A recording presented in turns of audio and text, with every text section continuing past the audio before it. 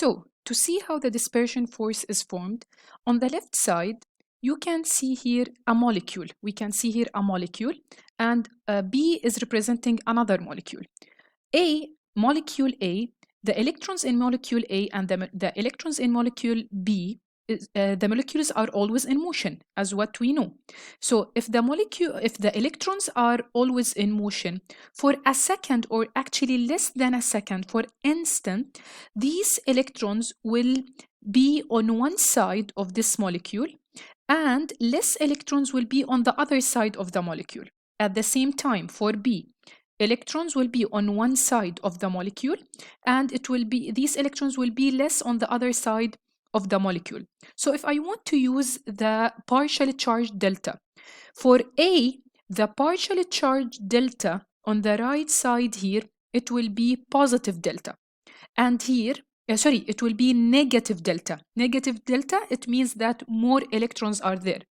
And on the left side, it will be positive delta. Having a positive delta here, it means that electrons are less. At the same time, go to B. On the right side of B, the right side will be negative delta because we have more electrons here. More electrons have negative charge, so it will be negative delta.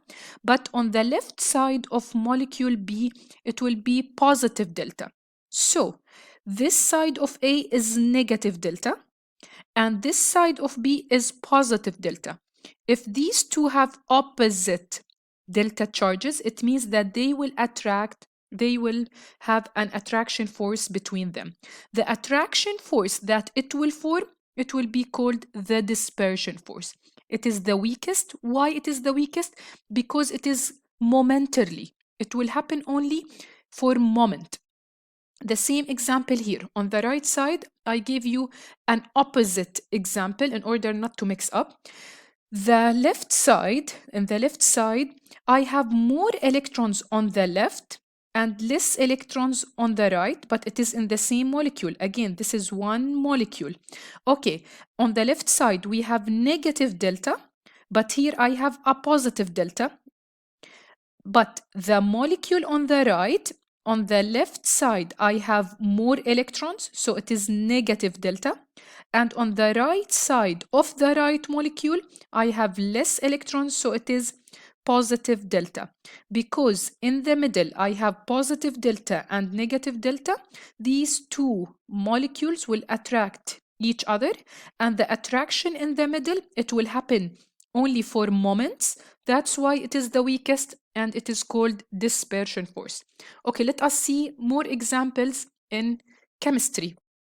If I have, for example, here, neon and neon, I want you to look at this animation.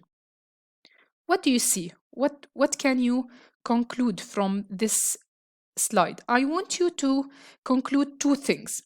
The first thing that this happens only for seconds or less than seconds. See, it happens and break, happens and break. And another thing that I want you to conclude from this slide, what is the thing that is written inside each circle? It is Ne. Ne is neon.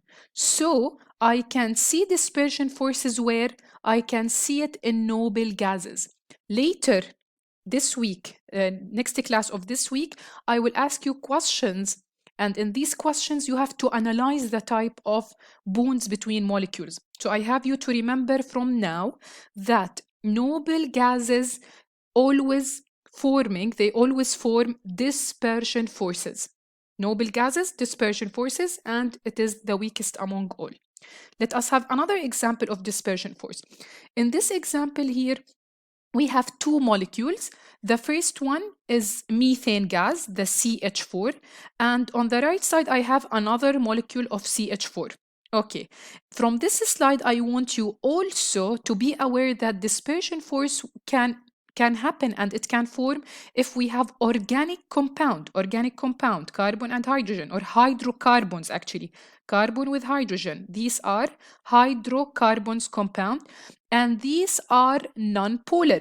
If we remember, these are non-polar. So dispersion force can present in noble gases, and they can present in hydrocarbons, especially the non-polar ones. Okay, what I want you here again to imagine, let me use the pen. What I want you to imagine here, that electrons again are always in motion. Okay, electrons are always in motion. For instant, electrons will stay here for a while. At the same time, electrons are here in this molecule for a while. So if the electrons are here in this molecule for a while, it means that this side of the molecule will be negative delta. At the same time, this part of the molecule will be positive delta. Here, because the electrons are here for instant, so this side will be negative delta. At the same time, because less electrons are here, this side will be positive delta. So, because this one is negative delta and this one is positive delta, what will happen?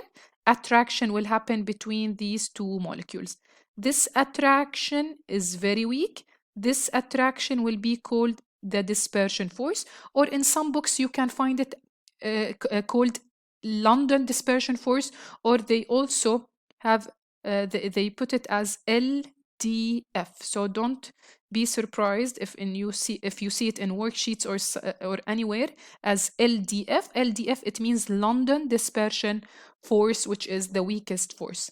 So another place where we can find the dispersion force is when we have diatomic molecules. Diatomic molecules like iodine, like oxygen, iodide. If I have one atom, it is called iodide, but if you have them both together, we call them iodine gas. So we have group 17. All group 17, they form dispersion forces. Also oxygen, nitrogen, and hydrogen. So any diatomic molecule will also form dispersion force. So reaching to this slide, we have to conclude that dispersion force can form in noble gases. It can form, we can form it also in hydrocarbons, especially the nonpolar ones, and also the dispersion force is formed in diatomic molecules. So noble gases, nonpolar hydrocarbons, and diatomic molecules. Okay, now in dispersion force, what I want you to learn that the more electrons that I will have in that molecule, the different properties these molecules will also have. For example, if we look at group 17 especially, if we have F and F, if we have F2, Cl2, Br2, I2, these group 17 halogens, we call them the halogens, we will find out that fluorine and chlorine are gases at room temperature, where bromine is liquid at room temperature and iodine is solid at room temperature. Okay, why is that? Why, when we are going from up to down, the properties or the physical properties are being different among these elements? What I want you to learn after studying dispersion force, when I go from fluorine to iodine, I want you to remember that electrons are increasing going from up to down. So, if electrons are increasing, what will happen to the strength of the dispersion force? The strength of the attraction will be stronger. So if the strength is being stronger, it means that the dispersion force will also be stronger. Having strong attraction means that the property of that molecule will be better and it will be harder to break, so it will be solid. F and Cl, they have less electrons, so the attraction is weaker, so the dispersion force is weaker, so they will form gases because they are weaker to break. Bromine has more electrons than fluorine and chlorine, so bromine will have a stronger attraction, so a stronger dispersion force, so bromine will not be gas, it will be liquid. At the same time, iodine it is under the bromine, iodine will have more electrons even than bromine, chlorine, and fluorine. Because iodine has more electrons, so the attraction is stronger, so the dispersion force is stronger, so it will form a solid. It will form a solid state of matter. So here, if you look at this one, fluorine, bromine, and iodine, you will see that chlorine is gas, where bromine is liquid, and iodine is solid. So please remember these information. So as recapping, dispersion force is the weakest among all. It is intermolecular force, and we can consider it under the batch of van der Waals forces. Number two, you have to remember that dispersion force is weak because of the movement of electrons and because it is momentarily happening. Number three, you have to remember that dispersion force can formed in noble gases, diatomic molecules, and nonpolar hydrocarbons.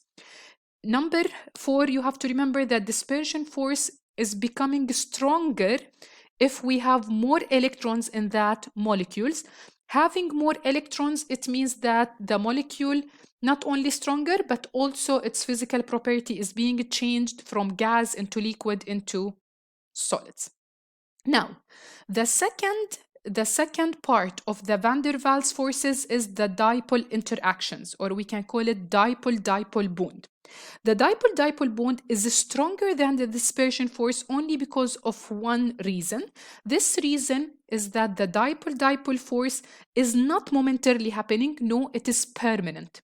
Yani it stays forever. It will break only if we force it to break, like adding heat or something. But in general, it stays. It is permanent. It is permanent. So if you look at this picture in front of you, you have two sides of balls, and not only the difference in size, but also the colors. The one on the right is yellow, the other one is green. It means that here I have two different atoms. The one on the right with a negative sign, the one with a negative sign, I will not say right and left because the molecules here are flipped. Sometimes you will find it on the right, sometimes you will find it on the left. So I will say the yellow one with a negative charge, this one has higher electronegativity, yani it has higher number of electrons. The one which is green with a positive delta, this one has less electronegativity and less number of electrons. So for example, here the negative charge and the positive charge in the same molecule, it will form something called a dipole molecule. Dipole, it means two, and pole, it means the opposite charges. So here I have two opposite charges in one molecule. Okay, and here I have two opposite charges on the other molecule.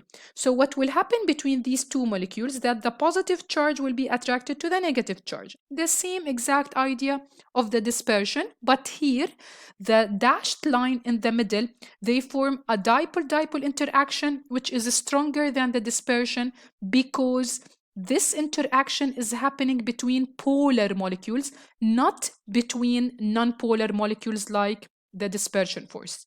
Having polar molecule, having interaction between polar molecule, which is permanent, it makes a stronger dipole-dipole interaction. Again here, this is HCl and this is HCl. One side is negative, the other one is positive. Here, one side is negative, the other side is positive. They will attract each other, and this attraction will be called dipole-dipole interaction. Again, this one.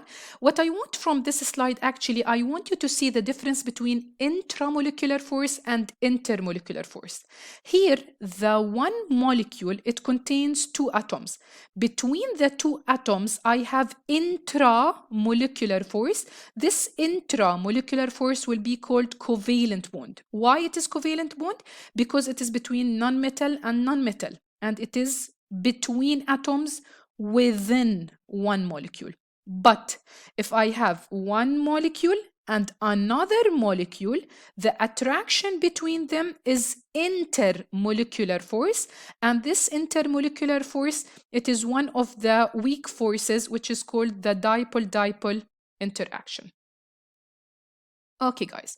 Now, after all of this explanation, I want to please to do a task, which is you will find it in Google Classroom. Please try to see the information, to see the video again and again. If you don't know any, if you did not understand any of these ideas, then you have to go and solve the task. And after solving the task and turn it in today, the due date is today, I want you to go and do the plenary. Thank you so much and have a nice